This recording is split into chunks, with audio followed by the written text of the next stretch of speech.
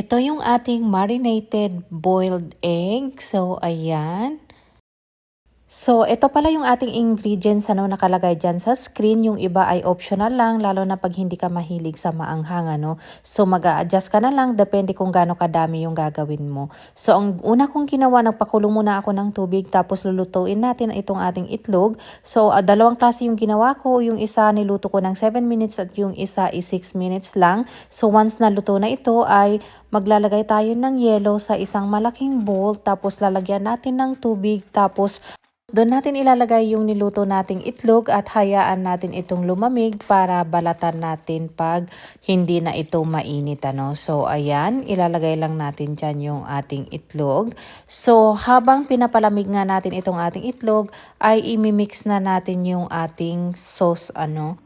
So nag-add ako ng 1 cup soy sauce, 1 cup water, 1/2 cup of sugar, minced garlic and onions, and then yung onion leeks, sesame seeds, rice vinegar, and then yung liquid seasoning which is optional din.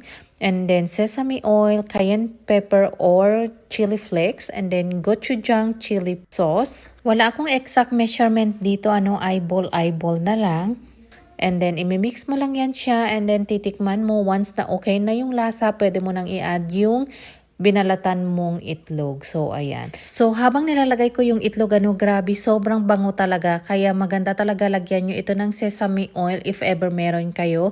Kasi nakakatulong ito sa pagpabango ng ating marinated egg. Kasi ang ganda talaga ng amoy ng sesame oil. So, ayan. At ready na nga ito. Ilalagay lang natin ito sa ref.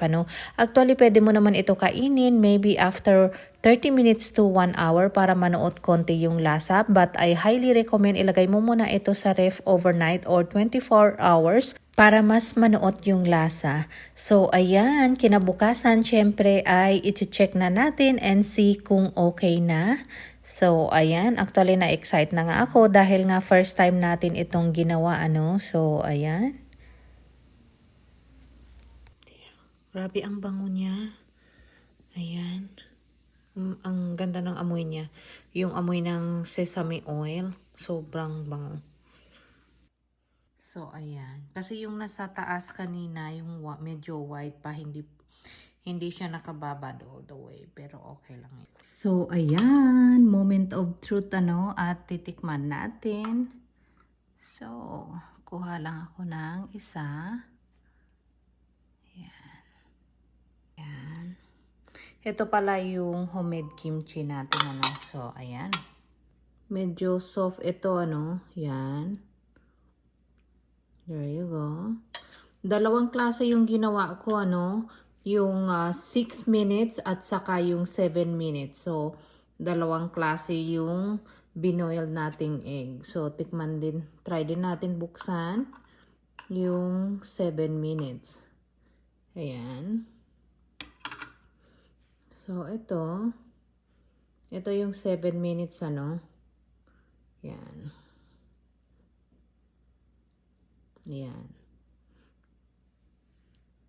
So, depende sa'yo kung alin ang gusto mo, Yung 7 minutes, ganito yung egg yolk niya, or yung, ayan, 6 minutes. Ayan. So, mamili ka kung alin yung gusto mo. So, depende yan na yan sa'yo, Sa akin, gumawa ako ng 7 minutes at saka yung 6 minutes. Grabe, itsura palang nakakatakam na, di ba? Anyway, if ever na try nyo tong recipe na ito, please comment down below if ever nagustuhan ninyo at kung may tips din kayo. So, ayan din yung ating ulam. Ayan, beef buto-buto, Tapos nalagyan ko ng patatas, mais, and gulay. Ayan. Hello! So, ayan, finally at natapos na nga natin yung ating marinated na boiled egg. At saka, syempre, titikman natin yun kasi hindi pwedeng hindi natin titikman, So, meron pala akong nilutong beef stew. Ayan. So, syempre, titikman natin yung ating egg. Anyway, gaya ng sabi ko, dalawang klase yung ginawa kong egg.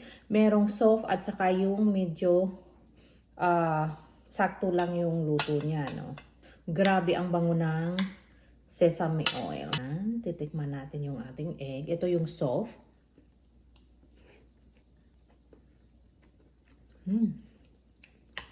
Nanunuot yung lasa nung sesame. Sesame oil. Kaya, i-partner ko siya sa kimchi. Itong kimchi, gawa ko din ito. Ang malaki ah. Wait. Ang sarap.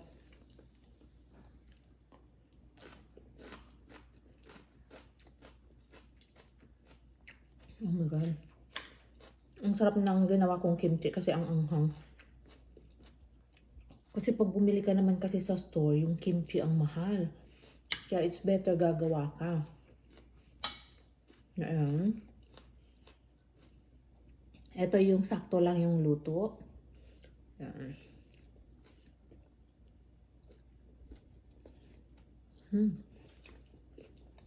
Ang sarap.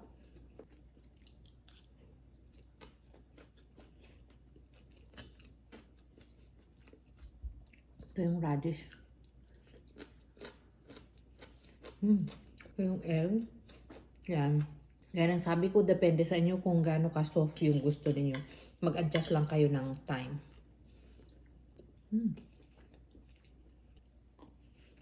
Ang ating sabaw.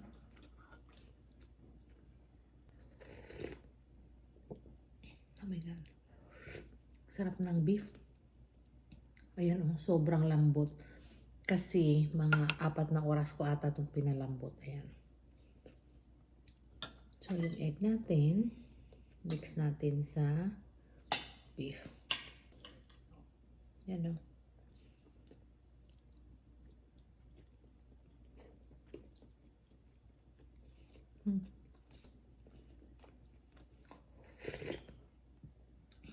Ang sarap ng sabaw. Itong gulay, itong pechay, naka-harvest pa rin natin ito sa ating garden, ano. Ayan. Tapos nilagyan ko din ng patatas. Kasi yung anak ko gustong-gusto niya yung patatas. So, ayan. O, saktong-sakto yung ating ulam, ano. May sabaw, meron ding itlog. So, mamili ka na lang. Or i-mix and match mo na lang. Grabe, ang sarap. So, yun lang. Share ko lang. Bye-bye. Kain tayo.